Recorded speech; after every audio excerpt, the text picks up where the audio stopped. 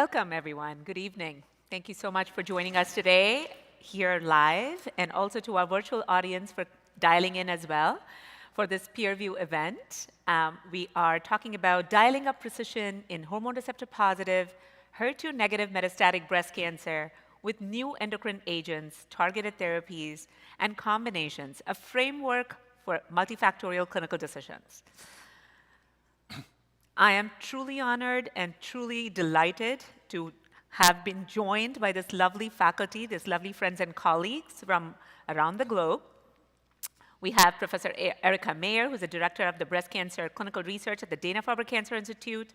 We have Professor Giuseppe Corigliano, a Professor of Medical Oncology at the Department of Oncology at University of Milano, and Clinical Director of the Early Drug Development. And then we have Professor Nicholas Turner, who's joining us from the Royal Marsden in London as well, and serves as the head of the Ralph Lauren Center for Breast Cancer Research there. So thank you all for joining today. And thank you to PeerView and Living Beyond Breast Cancer for providing this session. We certainly want to thank our industry partners for providing the educational grants for the symposium. And if you haven't already, please complete the pre-event survey. Please share your insights and take part in the polling throughout the session. We certainly want you to see your answers when we're doing the submission of these questions, these polling questions. And you certainly will have time to have Q&A, either sending questions online or even coming up to the microphone here if you're brave. In-room learners, please use your personal devices to scan the QR code on the following slides to respond to the polls and ask the faculty questions. And virtual learners, please respond to the polls on your screen as well and enter the questions in the chat window. So scan this QR code with your personal device to ask the faculty your questions. This is instruction for you in-person learners here. And the QR code instructions, really you have to just open your mobile device, open the camera app on your mobile device and tap on the QR code to focus on the camera and just click the link that appears. So I'll give you a moment. There, okay. And the slides and the practice aids can really be accessed in the activity menu now and can also be downloaded after the session as well.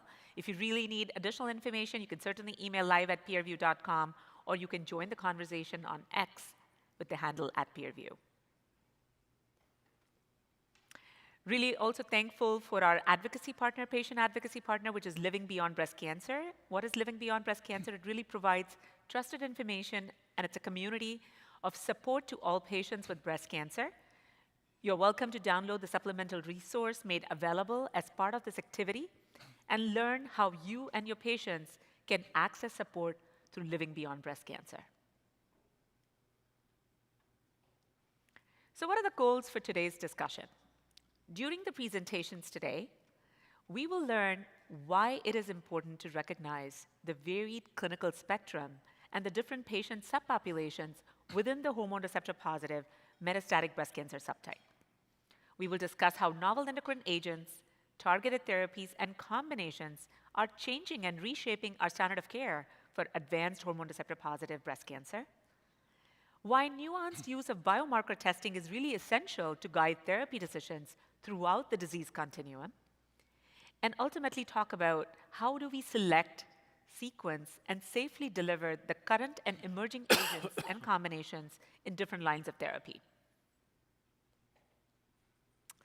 So taking into account the recent rapid advances, which of the following represent key practical challenges in hormone receptor positive HER2 negative metastatic breast cancer? This is a polling question. We would love for you to use this QR code and answer this polling question. Your options are identifying different patient populations within the HR positive metastatic breast cancer subgroup and refining treatment accordingly, role and use of biomarkers, if, when, what, and how to test, optimal treatment selection and sequencing through different lines, maintaining quality of life and minimizing treatment toxicities while extending maximum treatment benefits to all patients. All of the above represent challenging areas in which more data and practical guidance are needed. So take a moment.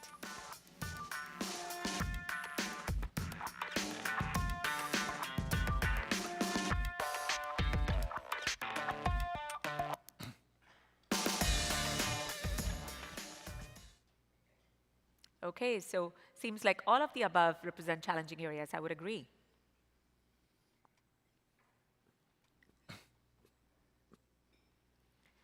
So breaking the one-size-fits-all mold. I think this is what we're really going to try and focus on in the first section, how to make patient-centric, multifactorial clinical decisions in hormone receptor positive, HER2 negative metastatic breast cancer. Now, when we think about what is currently available to us in clinic for our patients, these are the FDA-approved therapies and the current treatment algorithm. In the first-line metastatic setting, majority of our patients do receive a CDK4/6 inhibitor with their aromatase inhibitor. These are typically, when we think about these patients, we're thinking about endocrine-sensitive breast cancer. This could be a de novo metastatic patient or somebody who's had a disease-free interval or a treatment-free interval of more than 12 months from the adjuvant setting.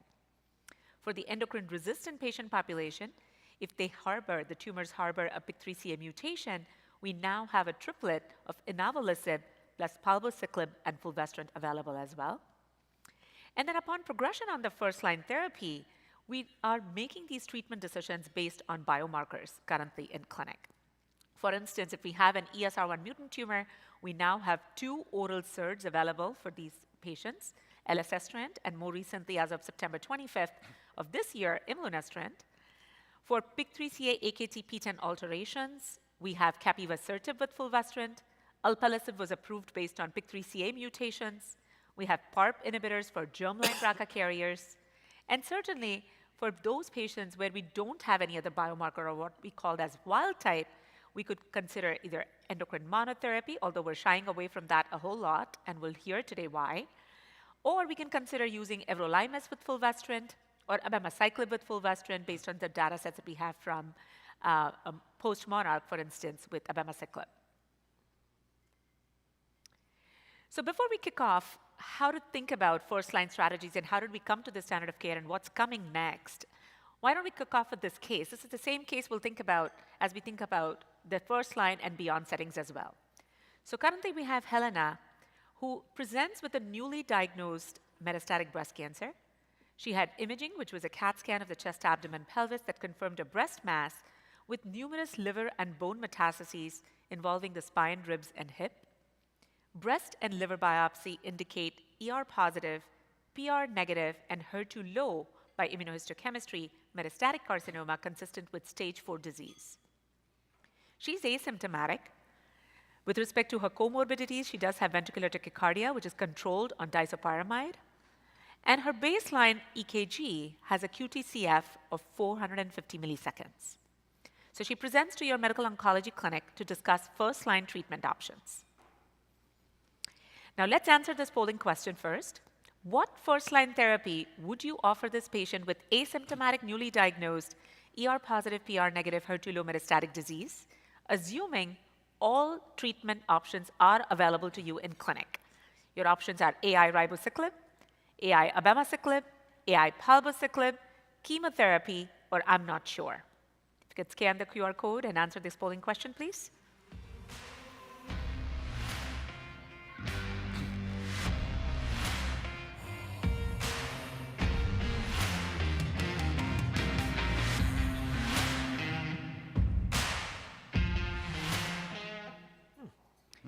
Okay, so looks like a third of this room wants to do AI abemaciclib, 18% ribo, a quarter of them palbo, some want to do chemotherapy, and some are not sure. Okay.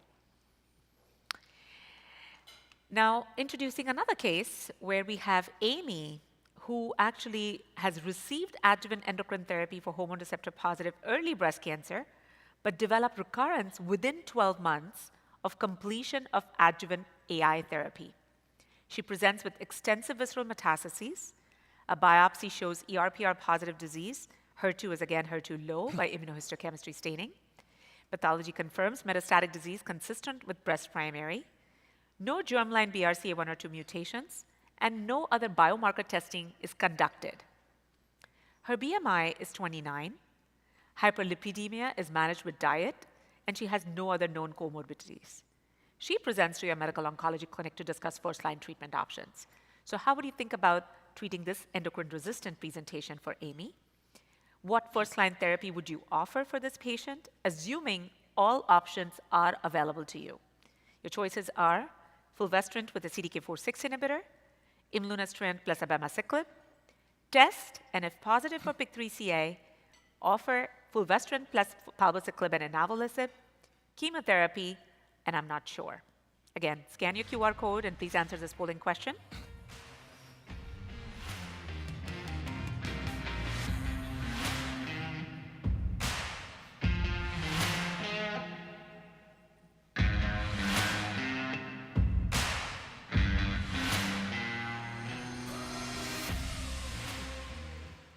All right, so majority want to test and see if the tumor harbors a PIK3CA mutation and offer the triplet regimen. Okay, so to actually help us with these patients in clinic, why don't we have Professor Turner talk to us about first-line therapy options for endocrine-sensitive and resistant hormone receptor-positive disease. Well, thanks, Kamal. It's a pleasure to be here to talk about first-line therapy options and some of the clinical trials that we've been doing in this setting to move things forwards. And of course, we're all familiar with the data, which is of course completely routine standard of care now for the use of CDK4/6 inhibitors in combination with endocrine therapy, where we've seen consistent benefit from all three CDK4/6 inhibitors when we think about PFS. We've also seen some really interesting long-term follow-up data, in particular with abemaciclib in Monarch 3, where we've now got follow-up up to 9 years on treatment. And you can see a clear separation of the curve and evidence that you're getting long-term durable response in a small number of people when you treat them with AI and abemaciclib, or very likely the other CDK4/6 inhibitors as well, suggesting that we're really changing the disease for a fraction of people when we treat them with an AI and CDK4/6 inhibitor in the first-line setting.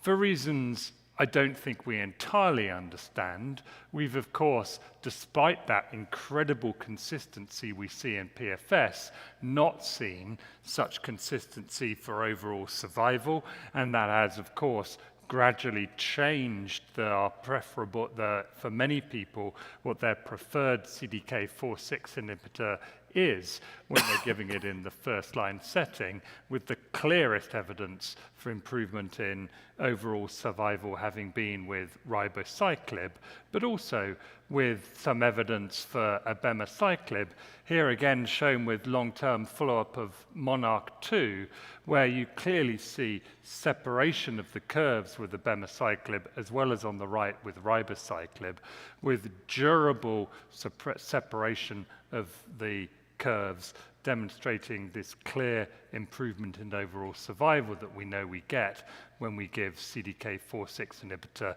here in combination with fulvestrant. And so we've got many factors that we incorporate into how we treat patients with breast cancer, but actually relative consistency in the use of CDK4/6 inhibitors.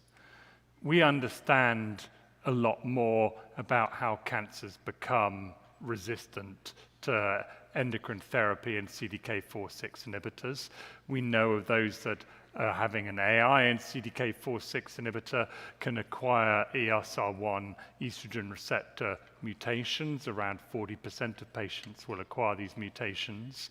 We can see that the PI3 kinase AKT mTOR pathway commonly becomes overactive as a mechanism of resistance, and some also may remain sensitive to the CDK4/6 inhibitor if continued beyond progression. So the first study that we're going to go through is INAVO 120. So this was a study for people who are relapsing on adjuvant endocrine therapy, looking at how we can improve on palbociclib and fulvestrant, importantly in those patients that were PIK3CA mutated. And in this study, patients had also had measurable disease and had progressed during or within 12 months of completing their adjuvant endocrine therapy, and were randomized between a standard of care, which is palbociclib and fulvestrant, and the addition of inavolisib. And of course, we saw really meaningful improvement in efficacy at the bottom with PFS, and also clear improvement in overall survival, which was statistically significant by adding in inavolisib, the PI3 kinase inhibitor, to PIK3CA mutant disease. But we learned, I think, a few other things from this study. We learned that actually the control arm did surprisingly poorly. So PIK3CA mutant disease that's relapsing on their adjuvant endocrine therapy does relatively poorly when treated with fulvestrant and palbociclib, substantially better when you add in inavolisib. And in the overall survival analysis, we saw that in the control arm, 10% of patients were dead, unfortunately, at 6 months. And so you might think, oh, maybe I'll give the doublet and I'll come in and target the PI3 kinase inhibitor later. But for these patients, it obviously wasn't possible to rescue them.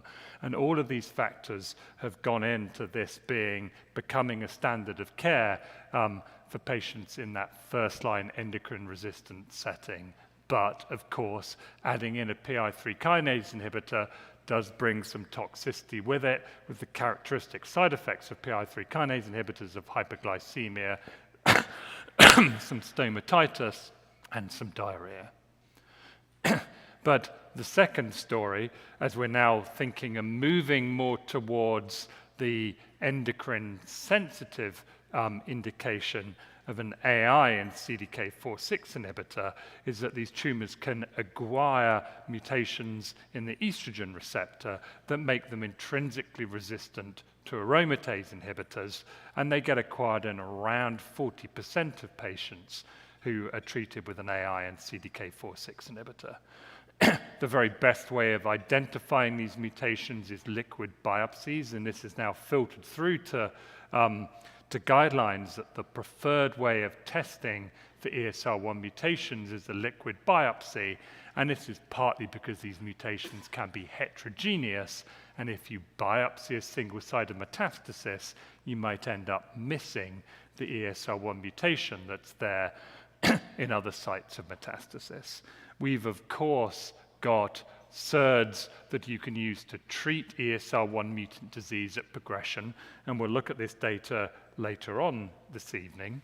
But SERENA-6 was looking at an entirely different paradigm, which was doing regular liquid biopsy blood tests to try and identify those patients who were acquiring ESR1 mutations during their first-line AI and CDK4/6 inhibitor, to ask if we can then switch to an oral SERD that targets these ESR1 mutations at molecular progression prior to clinical progression, and what impact would that have on our patients. And there was a one-to-one randomization, double-blind, between continuing AI and CDK4/6 after detecting ESR1 mutations, or switching the endocrine therapy to camizestrant and continuing with the same CDK4/6 inhibitor. For the study, there was a large funnel to identify the patients with ESR1 mutations. So over 3,000 patients were screened in the study to identify the 315 who were randomized. And we saw really substantial efficacy for treating at molecular progression. So these are patients who have ESR1 mutations but have not clinically progressed. And we saw an over doubling of PFS and up to 16 months in the camizestrant group. But I think really what caught our eye from this study was the quality of life data and how you could substantially maintain quality of life longer by switching to camizestrant. And I think this really emphasized how much of an impact that first progression has on our patients' quality of life, and the importance potentially of avoiding that by molecular surveillance for ESR1 mutations. And camizestrant in this study was really well tolerated. There are some people on camizestrant who get brief flashes of light in their peripheral vision called photopsia, but this doesn't impact their vision and generally, in my experience, tends to fade with time on drug. And just to highlight, we've got some updated data from SERENA-6. And then we've seen really important data from EMBER-3, which is looking at the addition of aluminescent or aluminescent and abemaciclib.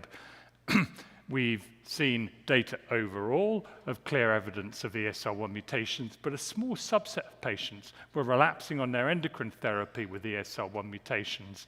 And in a subgroup analysis that is limited by small numbers at the top left there, we have got some evidence that in this particular setting, but really a subgroup analysis of the overall study. And then the studies that we're then also really waiting to look for are the first-line studies that are randomized from the start of first-line therapy between an AI and an oral SERD to ask if this is potentially the best way to use SERDs in the metastatic setting, possibly to prevent the tumor from developing an ESR1 mutation in the first place. And I hope we'll see the results of those studies next year. Yeah. And back to you, Komal. Oh, no, thank you so much. I'm going to go with first names, if that's okay with the panel. Is that okay?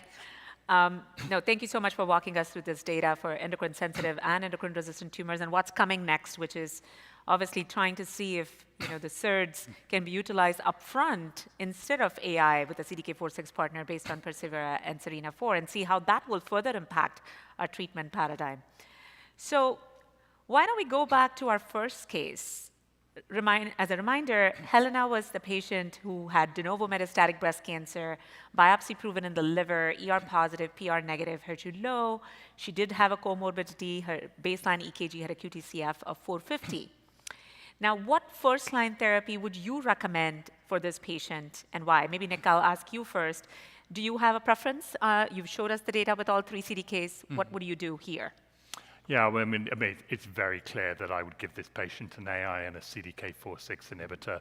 I mean, we've seen the studies that have compared this approach to standard chemotherapy, and actually it's clear that giving this patient an AI and CDK4/6 inhibitor is better from the perspective of PFS, even in the presence of liver metastases, provided, of course, one isn't worried about impending visceral crisis. Personally, a lot of people were influenced by the QTCF being slightly long. Personally, I still would give this person AI and ribociclib, look at that 2-week EKG. Obviously, if you then saw further prolongation, I would then switch to another CDK4/6 inhibitor. But personally, I would have been comfortable to give this patient AI and ribociclib because for the vast majority of people, there'll be no change in their QTCF, and she would be able to go on my personal preferred first choice, which is to give letrozole and ribociclib. Any additional thoughts here? Anything to add?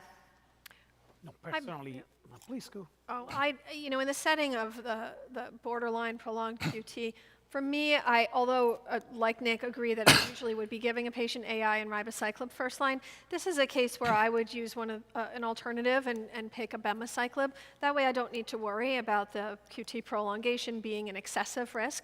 But we know that abemaciclib has its own side effect profile, and we'd want to counsel the patient about monitoring for diarrhea, early treatment of diarrhea, and making sure that they're ready for that. Yeah, Giuseppe, other thoughts? So personally, this is a patient that should receive an AI plus a CDK4/6 inhibitor. The best one is Ribo, despite a QTC of 450 milliseconds. I don't believe this will be an issue if there is no prolongation, but for me, this is a patient candidate to AI and CDK4/6 inhibitor. Right. So I think we have choices, and that's good. We can offer them ribociclib, we can offer them abemaciclib, we can monitor them. The side effects that we see are not necessarily very, with respect to QTC, that prevalent. What about the SERENA-6 strategy? I think that was exciting data that we can now think about intervening with molecular progression and not really have to wait for radiological progression. And certainly see how will that impact the data. You showed us impactful quality of life data. If the patient responded well to first-line treatment and had continued disease stability for 6 to 12 months, which is what the SERENA-6 patient eligible population was, would you actually start monitoring if you had that option available for this patient in clinic? Maybe, Nick, you can share your views. Yeah, sure. So the short answer is yes, but I think there are a few things in the way. I mean, first, of course, we need the drug and the approach to be licensed. We also need cost-effective, highly sensitive ESR1 mutations to be available. So the test that was done in the clinical trial is likely not one that we could ultimately do in clinical practice because it would be too costly. And so we need to have widely available, relatively cheap, cost-effective assays for ESR1 mutations, which actually could then allow you to implement the surveillance at really minimal additional cost to the cost of the CDK4/6 inhibitor. And then you can do ESR1 monitoring every 3 months whilst the patient's in for their blood count cost effectively. My personal experience of patients in SERENA-6 is they really enjoyed that extra monitoring. Actually, they gave them a lot of reassurance. And then we've seen the quality of life benefit that you can get by switching to camizestrant and substantially deferring progression. So I think provided those things are in place, I think SERENA-6 is an approach we could really put into the clinic. It was interesting that the median time to developing this ESR1 mutation was about 20 to 23 months, right? It took us a while to get there. And we know that in the first line, we're kind of talking about 25 to 28 months of median PFS. What are your thoughts about the serial monitoring from 6 to 12 months? Would you somehow modify that or think about monitoring maybe later on because the median time was that longer? Should we be thinking about it differently? Well, half the patients in SERENA-6 were found to have an ESR1 mutation at time of first check. And 90% of patients who had an ESR1 mutation were identified within 5 ctDNA checks. So there probably is a sweet spot where we are going to have the highest yield of identifying these mutations. A patient who's been stable on their first-line AI and CDK for 7 years, the likelihood that they are going to be developing a mutation is going to be much lower. And so I think we'll have to think about who are the target patients. I also want to just agree completely with what Nick said about how patients felt about testing. Also, as an investigator on SERENA-6, I know that some have discussed there being kind of scanxiety with all of this serial ctDNA testing, and it was completely the opposite. Patients were really excited to learn more about their cancer, to have real-time molecular profiling, and they were looking forward to getting results and using that in real time to make decisions. So I actually am thinking that when this becomes available for us, that patients will welcome this as a treatment advance. That's great. Thank you for sharing that. Maybe we'll just look at this polling question. Have you changed your mind? Could you please answer this poll again? We will move on. We won't show the answers, but I'd love for you to answer this polling question so we can get to see how you have thought about this once you've heard the data and the discussion. We'll give you a moment here. Okay. So now the case 2, which was Amy, who had endocrine-resistant disease because the disease had recurred within 12 months of completion of adjuvant aromatase inhibitors, has extensive visceral metastases, does not have germline mutations, and no other biomarker testing was conducted. A relatively high BMI, hyperlipidemia is managed, no other issues. So here, what would be the first treatment you would think about and why? Maybe Giuseppe, you could start with that one. Well, this is a patient, I believe, that, in my opinion, deserve also a molecular testing. So I would go for an NGS for sure, because this is a patient for whom I would consider eventually a combination of Inavo plus fulvestrant plus, of course, palbociclib. So this is the typical patient in which there is an endocrine resistance. You should check, in my opinion, for sure for PI3 kinase mutation. Absolutely. Okay. And if positive, the triplet combination would be my preferred treatment in this patient. Okay, so let's assume she has the PI3K mutation and we want to consider giving inavolisib to this patient. Are there any patient-related factors that we specifically want to look at baseline to see how they would tolerate this therapy? Erica, maybe you can comment? Yeah, so in the INAVO120 study, there were fairly strict eligibility guidance about baseline hemoglobin A1C and lack of having diabetes. And although we don't see that for this patient, we definitely want to check her hemoglobin A1C. Her BMI is also on the high range for receiving inavolisib. So, there is, as we saw, a rate of hyperglycemia with the agent, and it is something that now that we know it's there, and if we know a patient is high risk, we really need to employ a very active monitoring and treatment strategy. For example, using a glucometer at home and having patients check their fasting blood sugar at least once every 3 days, if not more. Consideration of use of prophylactic or early administration of metformin to help with prevention or treatment of hyperglycemia, and that is on top of the routine monitoring we already are doing for palbociclib. So this is more clinically complex for us as providers in clinic to manage, but we do have all the tools available. I will also add, if we have our friendly endocrinologist who we can call, or diabetes nurse, that's been very helpful for us. But as we saw, there are distinct advantages in this high-risk population, including an overall survival advantage. And so although this is a complex regimen, and for Amy, she is at risk of toxicity, this is worth trying for her. I would definitely want to offer this. Yeah, no, I agree. I think, we all started off as oncologists being able to manage neutropenia very well, but now we have really expanded our skill set to managing diabetes and rash and stomatitis and ocular side effects and whatnot. So certainly, you brought up prophylactic metformin. When we think about these risk factors with high BMI or patients with diabetes, I think, or pre-diabetic range, I think it makes sense to think about what more can we do aggressively so we can offer these therapies and obtain the outcomes that the INAVO 120 regimen had. Let's make this a little more interesting. We didn't find a PIK3CA mutation, but surprisingly, we did find an ESR1 mutation. Nick, you pointed out that ESR1 mutations are subclonal. We see that with selective pressure of aromatase inhibitors and increases, as we use these agents in the metastatic setting. But say we have that 7% patient population that still can have ESR1 mutation at baseline, and we find that in this patient. You showed us a subset analysis with EMBER-3 that that patient population was included. Would an ESR1 mutation without a PI3K mutation make you think about that regimen if that was available in clinic today? Well, I mean, the short answer, of course, it's not available in the clinic today because it's not been licensed by the FDA.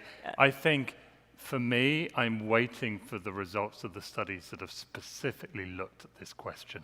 So Persevera has specifically looked at, I don't mean Persevera, do I? Sorry, excuse me. Pioneera. Pioneera, thank you. Has specifically looking at this question of switching out fulvestrant for the oral STIR giredestrant, and they're enriching for ESR1 mutations. So we will have specific data in ESR1 mutant patients on whether an oral SERD is better than fulvestrant and a CDK4/6. For me, I think until we've got that fully powered data in that particular patient population that probably crops up around 10% of the time, I would still use fulvestrant and a CDK4/6 inhibitor, but I'm really looking forward to seeing that data, which actually I think could in the future change to using an oral SERD instead. Yeah, that's a great point. I mean, we do have right now only elacestrant and imlunestrant monotherapy available, and you have a first-line patient. Would you think about monotherapy at all? How would you think about ESR1 at this point, or you would go with the fulvestrant CDK and an oral SERD after? As Nick said, we don't have so many data to support a frontline treatment with imlunestrant plus abemaciclib. So if convincing data will be produced in the future for a patient like this, a next generation SERD plus a CDK4/6 inhibitor would be my option. Right. Or you may consider a clinical trial for a patient like this. Yep, absolutely.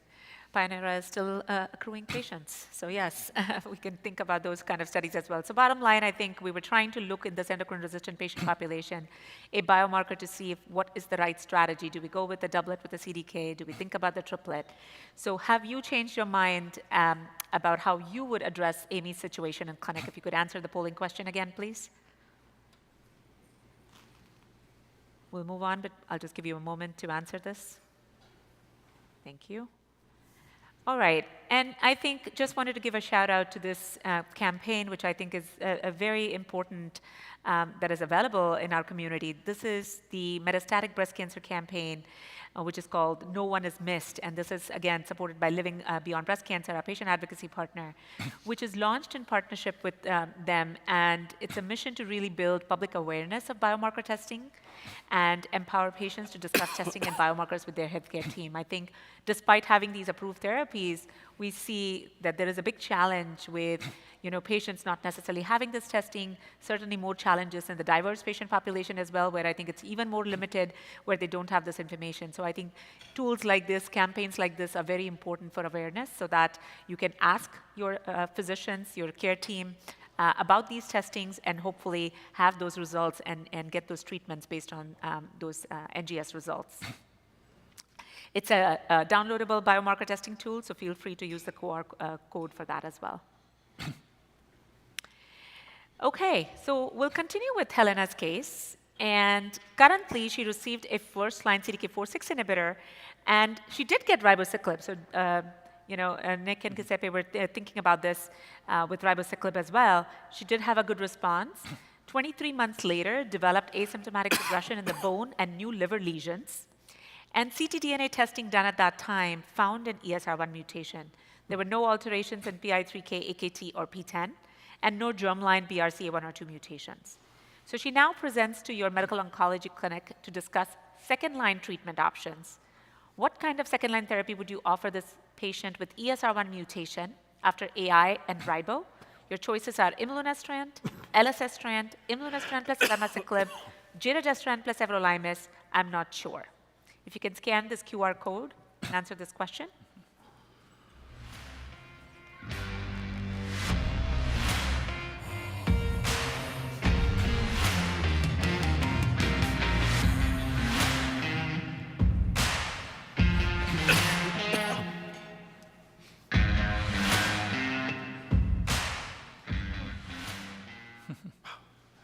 Okay, we're still thinking.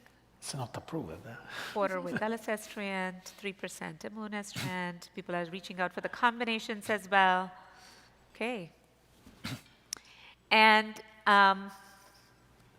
this is interesting. Maybe you can use in the United States the combination. Say that again.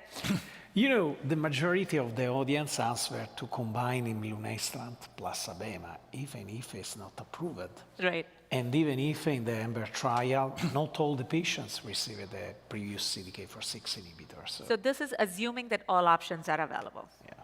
If all 5 choices were available, was there a way to pick out one regimen and why? Okay. So you are going to help them understand what you would do and why. But they're allowed to think about it this way. So this is a scenario where Helena presents with disease progression on first line, but no targetable alterations were detected. So the previous case was with ESR1 mutation. Here, there's no ESR1 or PI3K, and then she comes for a second-line treatment option discussion. Again, assuming everything is available to you in clinic, what kind of option would you offer this patient? Your choices are fulvestrant abemaciclib, imlunestrant abemaciclib, giredestrant everolimus, fulvestrant palbociclib, and gedatolisib, or I'm not sure. You can scan the QR code again and answer this polling question.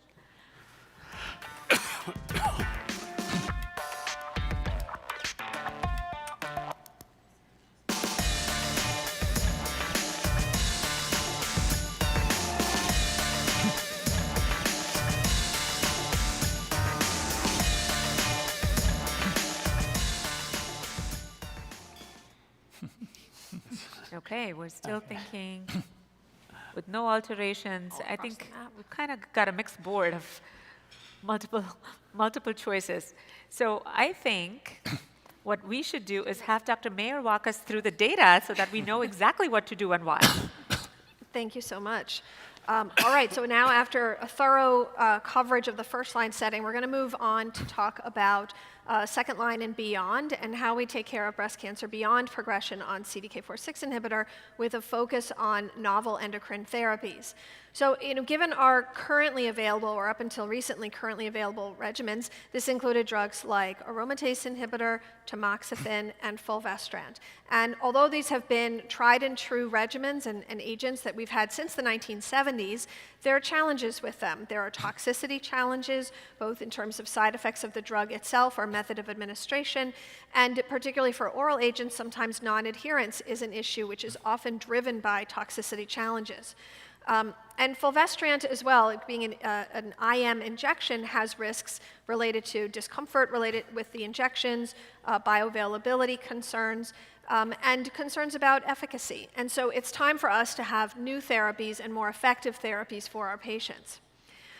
A survey that has been done through Living Beyond Breast Cancer has explored what oncology patients' preferences are, and this really stresses that patients prefer oral treatments to intramuscular or intravenous.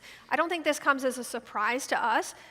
This makes total sense, but there are important features that patients point out that are important to them, such as the convenience of being able to take a medicine at home, not having risks of pain or being scared of needles, reduced burden for them to have to come into the clinic, gives people more of a sense of control, a feeling that they're actively fighting the cancer themselves, and perceptions of efficacy and safety. So many, many reasons why there's really great interest in trying to shift to oral-based regimens. Now, we are fortunate to have the development of multiple novel ER-targeting agents, which are currently either approved or in development, and this has been a very exciting space over the past few years. Let's just review what some of these agents are. So we have the SERDs, the selective estrogen receptor degraders, and there are 4 main agents in this category: elacestrant, imlunestrant, giredestrant, and camizestrant. There's PROTAC, which is proteolysis-targeting chimera, and the lead agent is vepdegestrant. The CERAN is complete estrogen receptor antagonist, and the lead agent is palazestrant. And novel SERM, selective estrogen receptor modulator. Tamoxifen is our old SERM. Our new SERM is lasofoxifene. And all of these agents have been in active clinical trials. So let's first start talking about oral SERDs, and we're going to begin with the monotherapy studies, with the EMERALD study that looked at the agent elacestrant. This is the registration study that led to FDA approval of elacestrant in 2023. This was a study for patients who had had up to 2 prior lines of endocrine therapy for metastatic disease.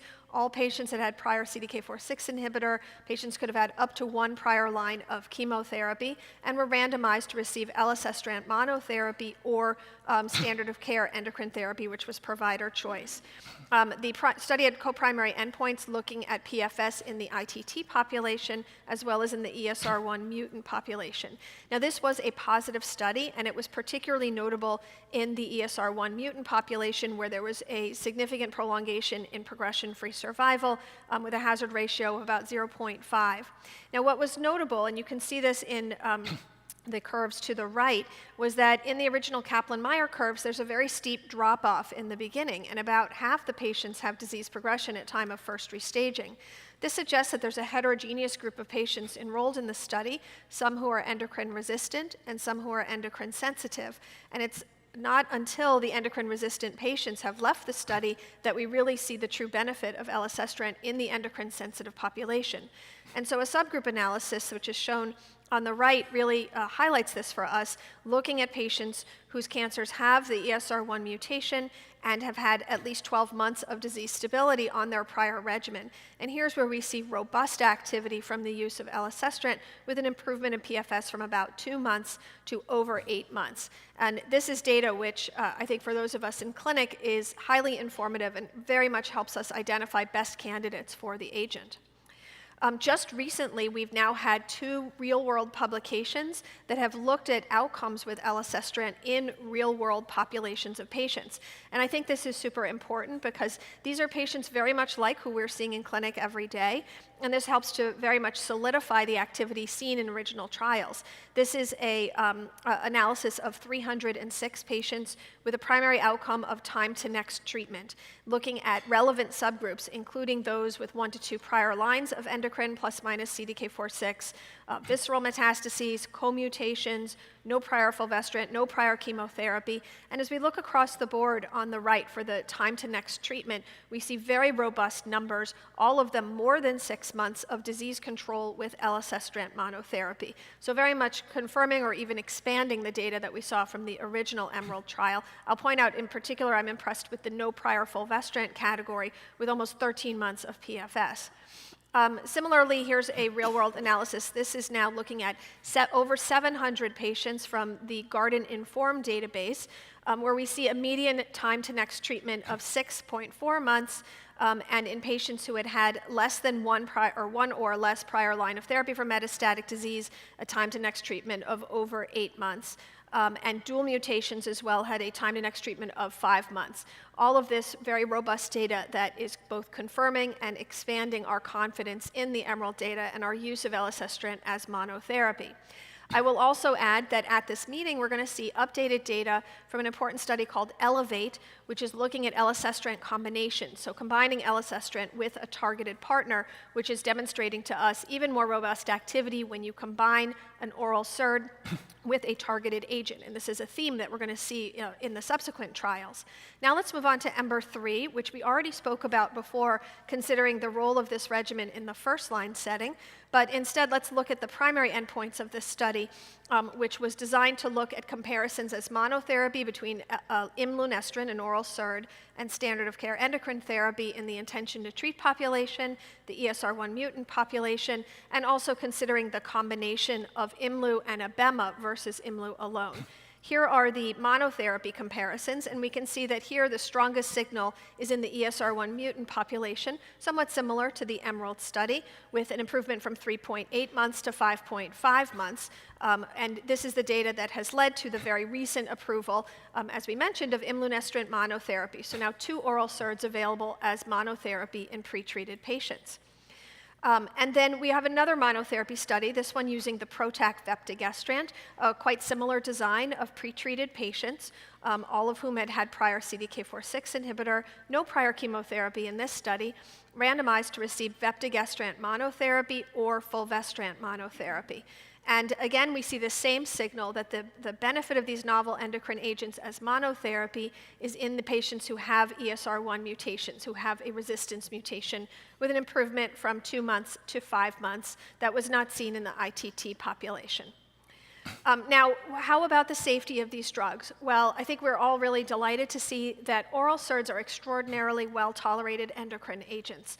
This is looking at all-grade toxicity across the monotherapy studies, including also camizestrant, and shows that overall with the we see some mild GI toxicity such as nausea, I'd say rare vomiting, but in general, these are really very well-tolerated drugs. And in terms of grade 3/4 toxicity, this is exceedingly rare. We did point out that there are some toxicities of oral SERDs that are a little bit unique to the class, including the photopsia that we mentioned, and some of the oral SERDs can cause very mild bradycardia, which does not require intervention, but it is something that a patient might experience when they come to clinic and they have their vital signs checked. But is this the best way to be giving an oral SERD? And is a combination better? And perhaps this is the next step forward for us to really maximize the benefits that we see with this class of drugs. We do know that there is extensive crosstalk among the signaling pathways in cancer cells, including the PIK3CA, the cell cycle CDK4/6, and ER signaling pathways. And it is possible, or likely probable, that co-targeting of these pathways with rational combinations is the best step forward. So let's look at some of the data for this. So again, we'll return to EMBER-3. Now we're going to look at the combination arm, and this is imlunestrant and abemaciclib versus imlunestrant alone. And here we see an improvement from 5.5 months to 9.4 months. So again, breaking the 6-month barrier in the post-CDK space. And importantly, this benefit was seen in the population of patients whose cancers had an ESR1 mutation and in those who did not have an ESR1 mutation in this exploratory subgroup analysis. And we can see the median PFS in the ESR1 mutant population is now 11.1 months. So very robust data. And additionally, a subgroup analysis has been done in the ITT population versus the 60% of patients who had prior CDK4/6 inhibitor, also showing that this benefit is consistent in the CDK4/6 pretreated population. The safety data from EMBER-3 overall has been very favorable, and similar to many of the studies that have looked at combinations, that if you look on the right for the combination arm, the vast majority of toxicities that are seen reflect the targeted partner. Here we see diarrhea, a very classic side effect related to abemaciclib. But importantly, when we think about discontinuations at the bottom, discontinuations due to adverse events with these endocrine agents are extremely low. So again, an extremely well-tolerated category of drugs. Additionally, and importantly, injection site reactions were obviously more in the standard of care where patients were getting an injectable endocrine therapy. And we will be seeing an update from Kamal herself later on this week on Friday at General Session 3, showing updated data from the EMBER-3 study, now at a median follow-up of 28 months, a clinically meaningful improvement in overall survival seen with imlunestrant versus standard of care endocrine therapy in the ESR1 mutant population. So I think that's going to be very exciting and very important to solidify our confidence in this data. Now let's move to our second combination phase 3 trial, which is the Avera study, which was presented at ESMO this year. And now this is using the oral SERD giredestrant. The study population is similar to some of the other trials, up to 2 prior lines of endocrine therapy. All patients had prior CDK4/6 inhibitor, no prior chemotherapy. And patients were randomized to receive a combination in either arm. So giredestrant and plus the mTOR inhibitor everolimus, or standard of care endocrine therapy and everolimus. So this is the first oral SERD study that is looking at combination versus combination. This is not a study putting a combination versus, let's say, fulvestrant, which we have repeatedly seen as monotherapy performs poorly. Here we're using a comparator arm, which is a fairly modern combination, something that many of us are using in clinic routinely, and I think provides a nice contemporary balance. There are co-primary endpoints in this study of progression-free survival in the ESR1 mutant population and in the ITT population. So this was a positive study. Patients who received giredestrant had a prolongation to almost 10 months in the ESR1 mutant population and 8.8 months in the ITT population. I will add there was an exploratory subgroup analysis in the what's called no mutation detected population, where there was no significant difference in the PFS. However, there is a favorable trend for overall survival and improvements in response rate and duration of response in the no mutation detected group. Similar to what we've seen before, giredestrant was extremely well tolerated in this trial. There was very few endocrine-related side effects, and there was no substantial imbalance between the arms related to endocrine side effects. Additionally, discontinuation of endocrine therapy was quite low in both arms. This is the tornado plot from Avera, and we don't often see tornado plots actually looking like tornadoes, but this one does because it's so symmetric. This is because there is no substantial difference in toxicity between giredestrant versus standard of care endocrine therapy. The vast majority of toxicity seen here, stomatitis, diarrhea, nausea, these are all related to everolimus, not to the oral SERD. There were a few cases of grade 1 bradycardia, which did not require any intervention or other difficulty. And there will be an updated report from Avera specifically looking at pre-specified subgroups, including patients with PIK3CA mutations, PAM pathway mutations, and outcomes depending on duration of prior CDK4/6 inhibitor. This will also be in General Session 3 on Friday. We also saw at ESMO this year first results from the Victoria-1 study. Victoria-1 is designed to study a new agent, gedatolisib, which is what's called a PAM inhibitor. It targets PI3 kinase and it targets mTOR, so it targets the whole pathway. And this is a study that has a somewhat complex design, but it has 2 parts. Study 1, which is what was reported, was for patients who are PIK3CA wild type. Study 2, which is for PIK3CA mutant patients, it will be presented in the future.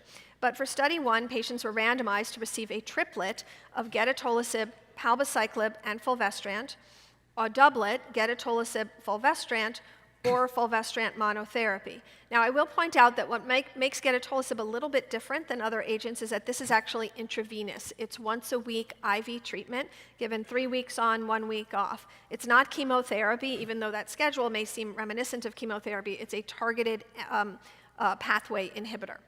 And we saw that for the endpoints of the comparison of the doublet versus fulvestrant monotherapy or the triplet versus fulvestrant monotherapy, these were both strikingly positive with prolonged progression-free survival beyond 6 months in both comparisons. I will also point out we continue to see poor activity of fulvestrant monotherapy, which is a reason why we would all discourage use of this in clinic, of the fulvestrant. The gedatolisib does have a side effect profile which may be reminiscent of other mTOR type inhibitors, including about 70% of patients having grade 3 or any grade stomatitis, about 20% with grade 3 stomatitis. Reassuringly, however, discontinuations in this study were very low. It was only about 2.5% to 3% of patients had to discontinue therapy due to side effects. There are other ongoing studies which are looking at novel combinations. This includes the ADELA study, which is looking at the combination of elacestrant with the mTOR inhibitor everolimus, and the Pioneera study, which is for pretreated patients randomizing to giredestrant and CDK versus fulvestrant and CDK.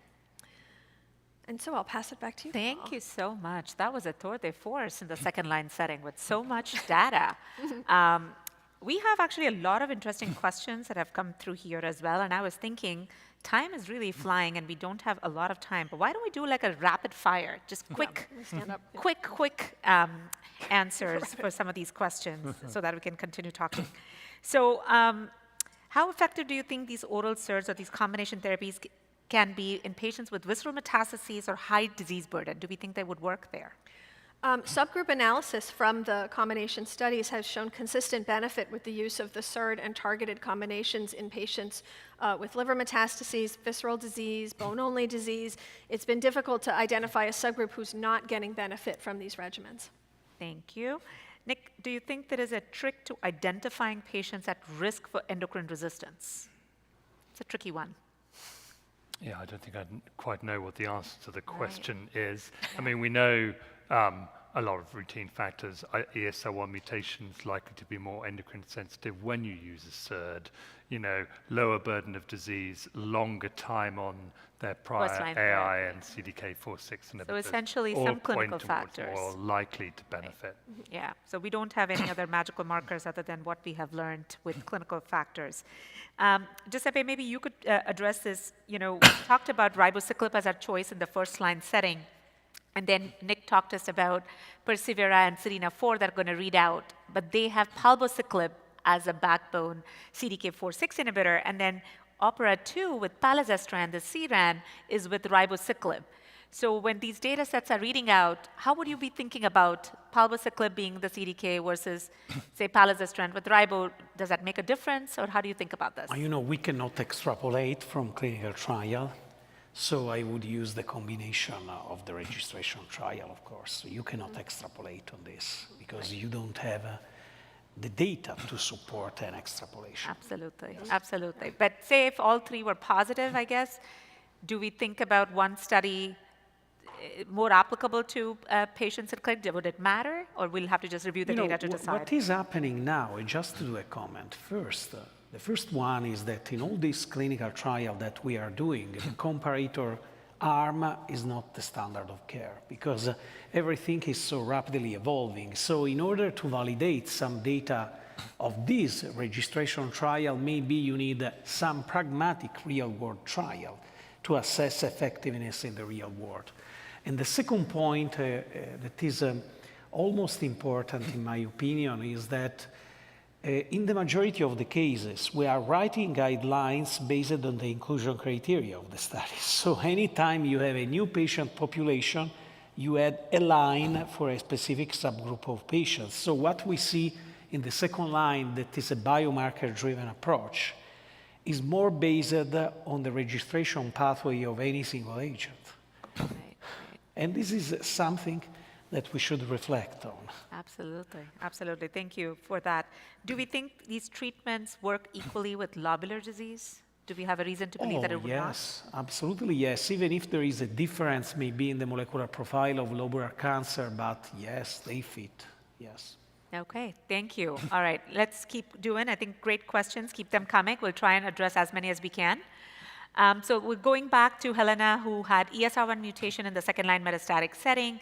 How do we think about, among the oral SERD monotherapy or SERD combinations, how would we think about utilizing if we had all of them available, Erica? Is there a way for you to break down when would you think mono, when would you think doublet?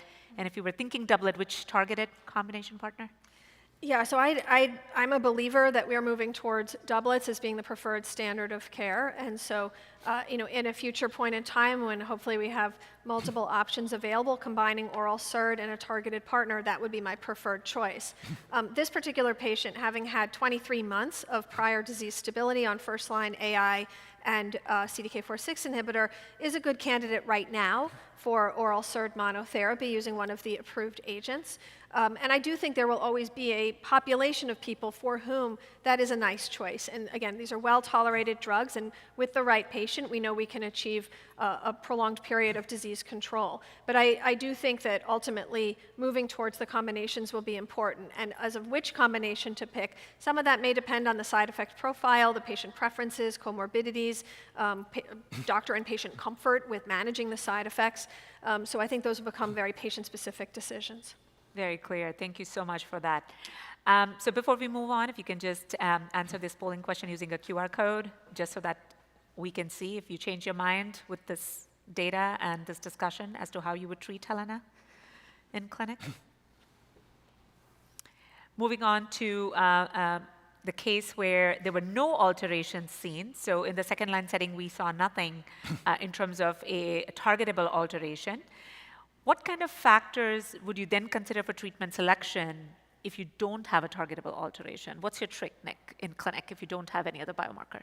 Well, I think it's the same as what we've just discussed. I mean, this is the kind of person where you might think if you're using fulvestrant and everolimus, if you want to use a endocrine-based option, very much agreeing with Erica that I don't think for the vast majority of people, single-agent fulvestrant is an appropriate option.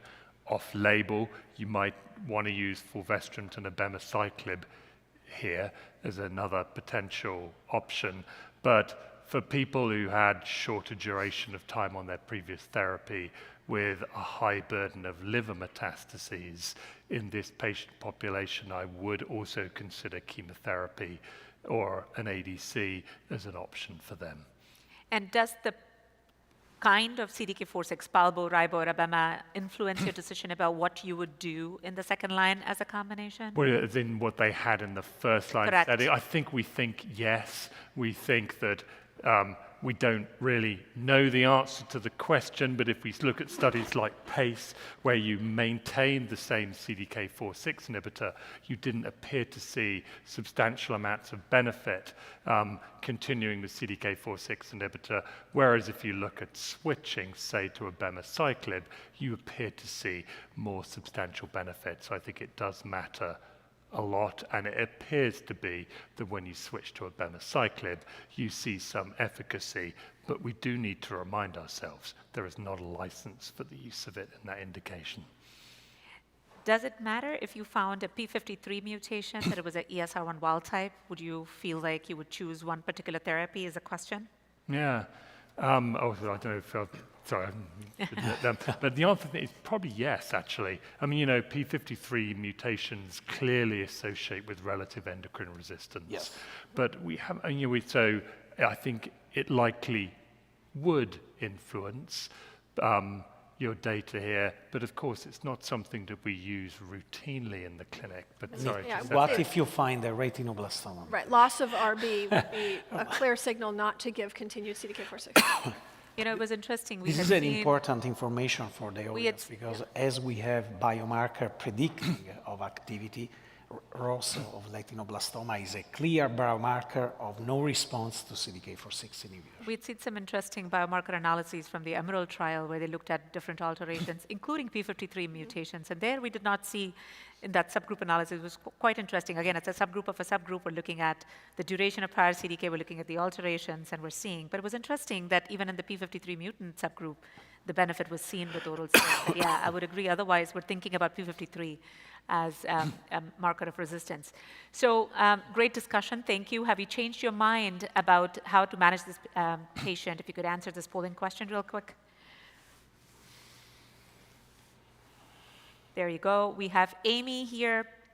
And Amy started on fulvestrant CDK4/6 and maintained stable. So this was an endocrine-resistant patient who was treated with fulvestrant and CDK, and before developing clinical and radiographic progression at 10 months. So she was stable disease, 10 months. Biomarker testing now shows a PI3K mutation and an acquired ESR1 mutation, both. How would you treat this patient in the second-line setting after 10 months of fulvestrant CDK with dual mutations? Again, this is assuming you have everything available to you. You're thinking oral SERD monotherapy, you're thinking combination abema imlunestrant, everolimus giredestrant, capi with fulvestrant, alpelisib with fulvestrant, I'm not sure. You can answer the polling question, please.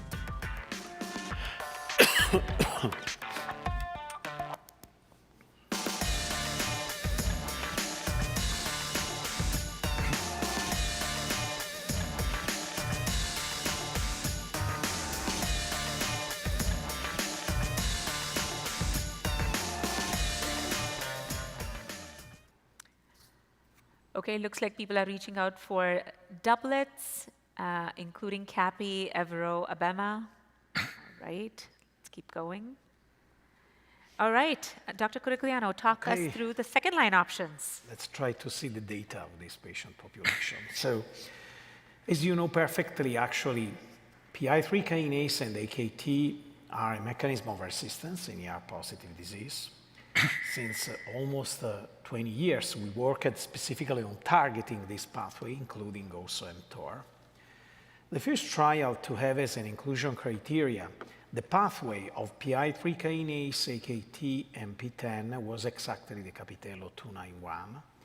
This was a prospective randomized trial, including men and pre- and postmenopausal women, with a recurrence on or within 12 months from the end of adjuvant AI or PD on a prior AI in an advanced breast cancer setting, less than 2 lines of endocrine therapy, no prior SERD.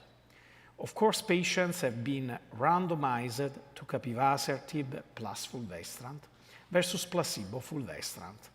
And the dual primary endpoint was the median progression-free survival investigator assessed in those with the AKT altered pathway and the intent to treat population. The key secondary endpoint was overall survival and overall response rate. A stratification factor have been considered liver mets, yes or no, prior CDK4/6 inhibitor, because not all of them received prior CDK4/6 inhibitor and region. The trial demonstrated an improvement in investigator-assessed median progression-free survival, improving median PFS from 3.6 months to 7.2 months in the overall population, but the combination got an approval in AKT altered pathway. So actually the combination of capivasertib and fulvestrant is based exactly on this data in the AKT pathway altered population. So when you do a biomarker testing, you should test for PI3 kinase, for AKT, and for PTEN, so you will have a probability to check. We will have new data here during San Antonio. So we have in the rapid fire session, of course, some data on exploratory ctDNA analysis. And of course, what we will see here is that ctDNA analysis may offer a minimally invasive option to identify PI3 kinase, AKT1, and PTEN alterations in HR-positive advanced breast cancer, specifically for those patients who may not have access, of course, to a biopsy.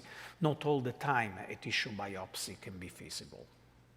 So the second study, of course, in this setting, PI3 kinase mutant, is the SOLAR-1. This was a prospective biomarker-driven randomized trial comparing fulvestrant plus alpelisib versus alpelisib plus fulvestrant. And in the clinical trial, the SOLAR-1 demonstrated an improvement in median progression-free survival, specifically in the cohort with PI3 kinase mutation with no benefit on overall survival. No patient in the SOLAR-1 was included with the previous CDK4/6 inhibitor. That's why the BILIV trial was completed under request of FDA of ENDIMA.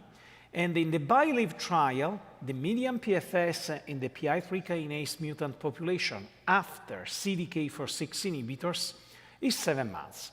So it's a good result. So this is an option that can be considered, of course, pending assessment and management of all the toxicities. We will have this study. This was a study explicitly required by EMA, randomization to alpelisib plus fulvestrant versus fulvestrant plus placebo in the post-CDK4/6 inhibitor setting, the EPIC-B05. The primary endpoint was median progression-free survival. We know that there is a median PFS improvement, and there is also a positive trend for overall survival. We will see this data during San Antonio in a mini oral session. What's about other option?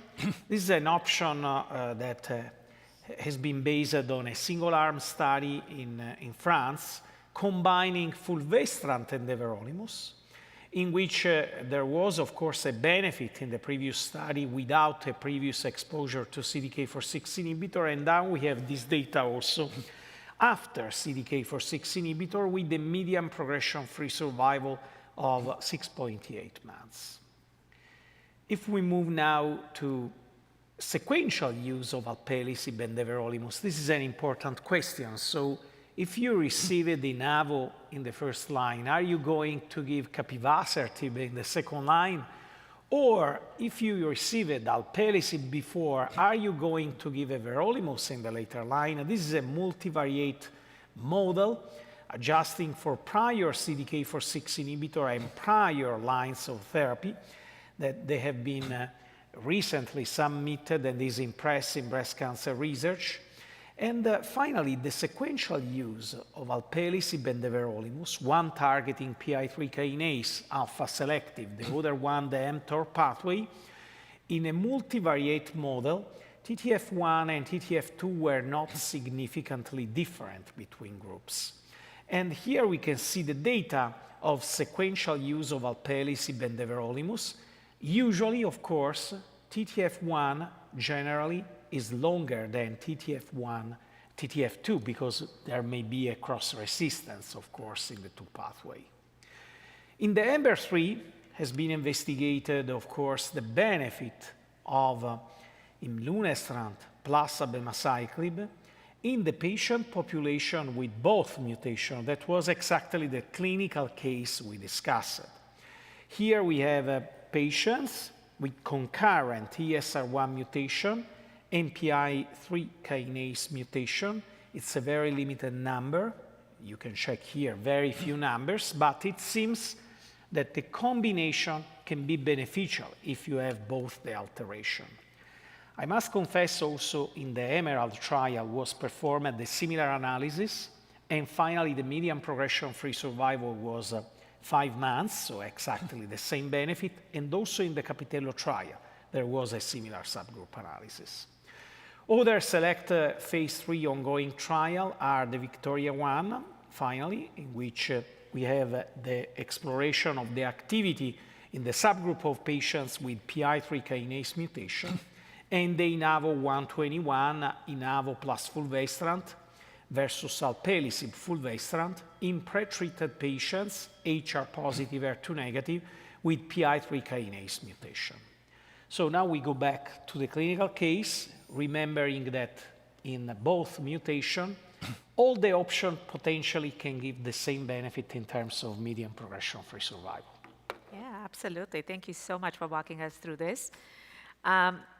One question that has come up here is that in the post-CDK subgroup analyses from the Capitello 291, the median PFS was 5.5 months. Correct. And how do we think about that data when we think about utilizing, say, alpelisib or capivasertib in clinic with respect to that efficacy in post-CDK? We have more data in this case for capivasertib, and I would consider, rather than alpelisib, capivasertib as a combination in this patient population, unless in the EPIC-B05 they will not provide more data in a subgroup analysis. And is that based on safety that you feel it's not the efficacy that is necessarily what is driving this? It's the safety profiles? In a patient population like this, I would consider also the safety profile personally. Because we are in the second line setting, we know that you cannot move before 7 months in this patient population, so safety can be an issue, of course. Right. Okay, so as you pointed out, this is the case that had both dual ESR1 and PIK3CA mutations after first-line fulvestrant and CDK. What would you offer this patient specifically in the second-line setting? Any thoughts, Nick? What would you give? For the bottom question, if they've progressed on the triplet, Kamal, well, this is somewhere where we really need more data. I mean, certainly we need to see the data from INAVO 120 and time on second-line therapy. So if they've got an ESR1 mutation, I think this is somewhere where I would like to see using a combination of an oral SERD and a targeted therapy in this setting. We've seen that there's not clear cost resistance between an mTOR inhibitor and a PI3 kinase inhibitor.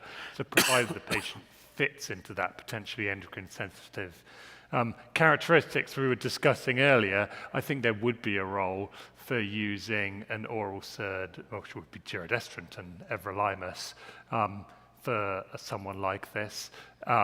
More aggressive progression, and I think I would be thinking about chemotherapy in that particular setting. Yeah, no, completely makes sense. I think you pointed out that, one, this is a data-free zone. We still need more definitive randomized data, but I think some signals at least we've gotten. We've got analyses from the EMERALD subgroup as well, where patients with dual mutations still had 5.45 months with elacestrant monotherapy.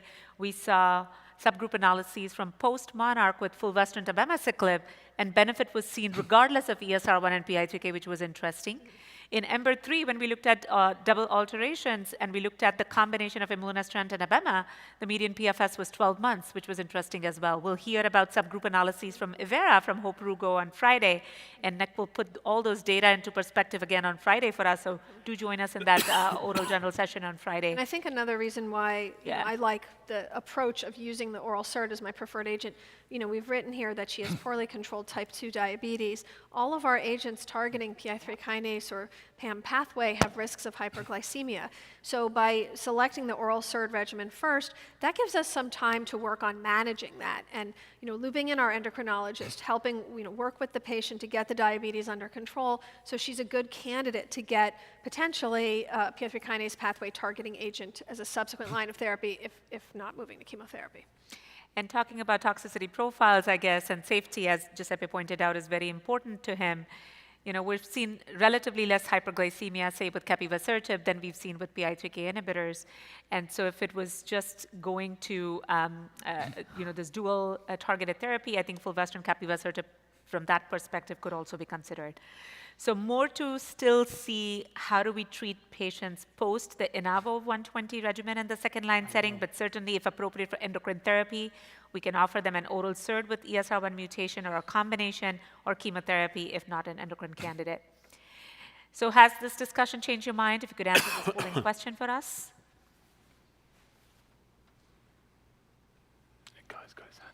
And so resolving these open questions and areas of uncertainty and preparing for real-world practice, I think that's what we need to do. And this is an area of uncertainty because all the clinical trial does not match exactly for this clinical case. Right. That's why I believe there is a lot of confusion in this selection. Absolutely. Any answer can be the right answer. Yes, no, absolutely. And, you mentioned the two trials, INAVO 121 and there's INAVO 123. We're trying to see if the INAVO 20-like regimen would be appropriate even in an endocrine-sensitive setting in the frontline setting. So with AI as a backbone partner, we'll see what happens with approaches like that. We have Capitello 292 with Capi in a triplet regimen as well. So a lot happening and a lot for us to unpack and unfold eventually. But just to kind of think about the data sets that we reviewed today, including in the second-line setting, we had monotherapy data from EMERALD. We have monotherapy data with camizestrant from the phase 2 SERENA-2 trial. We heard about the EMBER-3 study. We looked at Capitello 291. There was a study presented at ASCO this year with ipatasertib, which was another AKT inhibitor. We heard about Ivera, and we also heard about Victoria. What is really evident from all of these trials is that when we think about combinations, perhaps we're able to, move that needle of progression-free survival, which was hovering around the 6-month range or under 6-month range, to slightly better or longer PFS benefit with combinations. And so, it's possible that we might be able to achieve that better with doublets and potentially triplet strategies. So we had started off with our treatment algorithm when we started this session, and we're ending kind of where we might land. I think the ones in the greens are potentially the approvals, depending on what the regulatory agencies review and do, of course, that might change our treatment paradigm again. So we were talking about AI CDK to be the majority of our patient population. We heard from Dr. Turner about Serena-6, and if that were to become possible, and we might have a good biomarker to do this serial testing, it's possible that we might want to do that, have a good discussion with our patients if that's appropriate for them, talking about the quality of life data that we have. We don't have overall survival data from that study yet, so I'm not sure if it's necessarily going to be for all patients. I'm going to do that for all, but it might be very appropriate to have a discussion with the patient and talk to them about what's important to them based on the data that's available. For our endocrine resistant setting, again, with the PIK3CA mutations, we have the INAVO regimen, or we have fulvestrant CDK. Upon disease progression with ESR1 mutations, we had monotherapy approvals. We might have more monotherapy PROTAC approval potentially for vepdegestrant. We'll see what happens with imlunestrant, abemaciclib, and giredestrant, everolimus, but we saw the data for those in ESR1 mutant patients as well. For PIK3CA alterations, we spoke about capivasertib and alpelisib with fulvestrant. We saw some subgroup analyses for imlunestrant and abema. We will hear more subgroup analyses for giredestrant, evero, and we'll see. But in general, we think about everolimus not being necessarily a biomarker or being, not requiring PI3K mutation as a biomarker necessarily. And for wild-type patients, again, we had the post-monarch regimen, we have evero plus fulvestrant monotherapy, and potentially, depending on how these readouts are reviewed by the regulatory agencies, they might potentially join the treatment paradigm. A couple more questions as we have a few more minutes. We can talk about... Kamal is a gentleman who's got his hand up. Yes, I would love A that. live question, yes.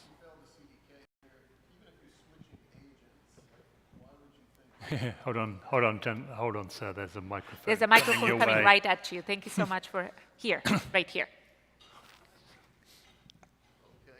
Yeah, if you fail the CDK, you're saying doublet is better, but if you fail the CDK, are you really benefiting from switching CDKs?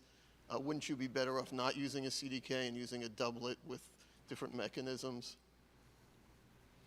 Yes, of course. This is the concept finally. So if you are going to use a giredestrant plus everolimus, of course, in the second line, you can achieve a better result, specifically in ESR1 mutant. But if you don't have any alteration, ESR1, PI3 kinase, mTOR, something else, you should go, if indicated, because of course it would be your choice if to give a second line endocrine therapy, you will go for specifically for another endocrine therapy plus another CDK4/6 inhibitor. So I think, when we were talking about the EMBER-3 subgroup analyses, we looked at the analyses by ESR1 mutation status in that subgroup. So those patients who received imlunestrant plus abemaciclib and tumors had ESR1 mutation, the median PFS for the combination was 11.1 months compared to 5.5 months with imlunestrant alone. When we looked at the giredestrant and everolimus data, again, in the ESR1 mutant population, we're still seeing north of 10 months as median PFS. So it seems like with combinations, we're able to achieve more than what we were able to achieve with potentially single agent therapy. Certainly single agent was very effective if you had a good endocrine sensitive tumor, long duration, and ESR1 mutation, but seems like combinations might be appropriate. Your question is, how would you then decide which targeted therapy combination to go for? I think you have choices. You have side effect profiles. Hopefully they're both available. We don't have that available today in clinic, but if they are, you have the side effect profiles to think about. You have the choices to discuss that with your patient population. Efficacy seems very interesting, and you can choose one based on that discussion. Other questions? Okay. Let's see what we have here online. Are there better predictors for oral SERD combinations compared to monotherapy? Are there any predictive factors we could go after? I mean, in the studies that have looked at the combinations, including EMBER-3 and Avera, when looking at subgroup analyses, consistently all of the subgroups, all the clinical pathologic subgroups, are benefiting from the use of the oral SERD combination over a standard of care endocrine combination. So to date, we don't necessarily have a factor arguing for or against, although we importantly want to consider all of our molecular markers as well. Nick, do you think there is a role for oral SERDs and novel therapies in patients with no ESR1 mutations today? Well, I think we can wait for the answer to that question tomorrow when we see a data from lidERA in the adjuvant setting, at which point I think we know already from the press release the answer will be yes in the adjuvant setting. In the second line setting, though, I think my personal answer to that question is no. I think we're clearly across all of the studies are only seeing improvement in efficacy in the ESR1 mutants. We're not seeing an improvement in efficacy in the ESR1 wild type over standard of care endocrine therapy. Okay, thank you. The question, though, is what about the first-line studies and what will we see there? Yeah. So we still definitely have the potential to see efficacy in the studies that are looking at AI CDK4/6 versus SERD CDK4/6. I think that might be a setting where we could well see efficacy of SERDs in the wild-type patient population when we're getting into a much more endocrine-sensitive patient population. But that's speculation. We need the readouts of those studies, which should hopefully come next year. So TBD on that question a little bit until we have the readouts on the first-line studies, but certainly excited about the adjuvant studies. Maybe one more question here, Erica. How do patient-reported outcomes support clinical use of oral SERD and novel combination? Do you think that that's a strategy that will help support our clinical use of it?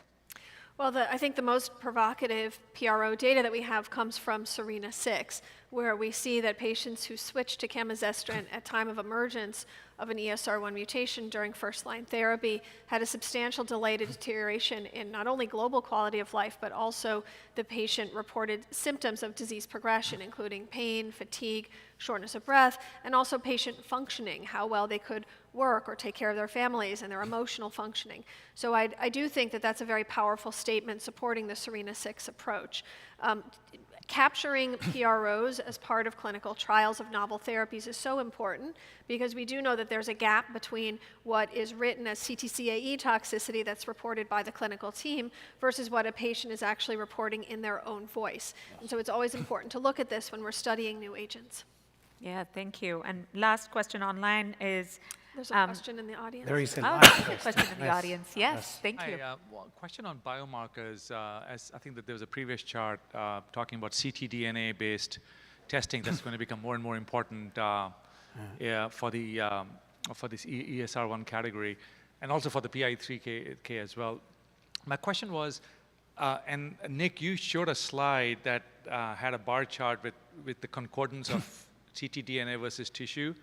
And I believe the third column, the concordance was pretty bad, the ESR1 between tissue and ctDNA. There was a lack of, maybe I misread the chart. Oh, that's right. But that's a known fact that ctDNA tends to miss a lot of these mutations. So I'm wondering, how do you make sense of that, particularly when ctDNA is going to become more and more important going forward for this in the second line category? And also, there's more and more evidence was presented at ESMO that looking at CTCs in combination with ctDNA increases the concordance and gives you a much more accurate view of the actual mutations, because you're kind of looking at fragments when you look at ctDNA and you're looking at it in bulk. So you tend to miss a lot of the emerging resistance mutations, so to speak. So. Yes, we didn't have time to go through that data, but actually it shows the reverse to what you said, which is you see more ESR1 mutations in ctDNA analysis than you do in contemporary biopsies. And actually that's the key piece of data that graph showed that we didn't have time to go through in detail. And so That's what's then led to the general advice that to testing specifically for ESR1 mutations is preferred to be done in liquid biopsies. There is, of course, the other setting generally for liquid biopsies that if your tumor's not shedding, you might miss the mutation and you might need to do reflex testing, which is the general point you brought up. So this is just talking about adjuvant SERT trials, this table really summarizing all the various strategies, whether it's a switch strategy after endocrine therapy for a few years up front, whether it is combining it with the CDK in Cambria-2, and we spoke about lidERA, which is going to be presented tomorrow at the general session, and Dr. Lisa Carey is going to do a nice discussion after Dr. Bardia presents this results. So very exciting times. So going back to the first question where we started today's session, in which of the following areas was today's educational session most helpful to you in guiding your practice? Your choices are listed here. If you could answer this last polling question for us.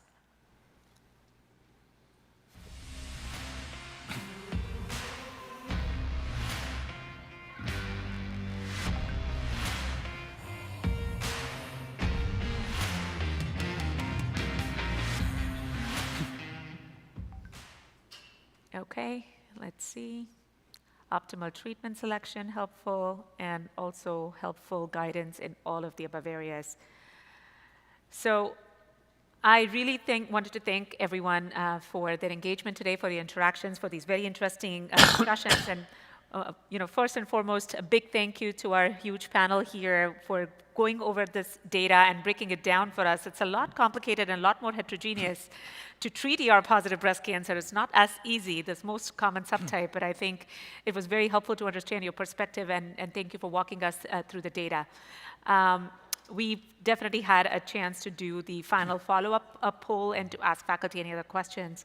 I think in the interest of time, this would be a great way to end our session today. And thanks again to Living Beyond Breast Cancer, our patient advocacy partners, and what they do for us in clinic for our patients.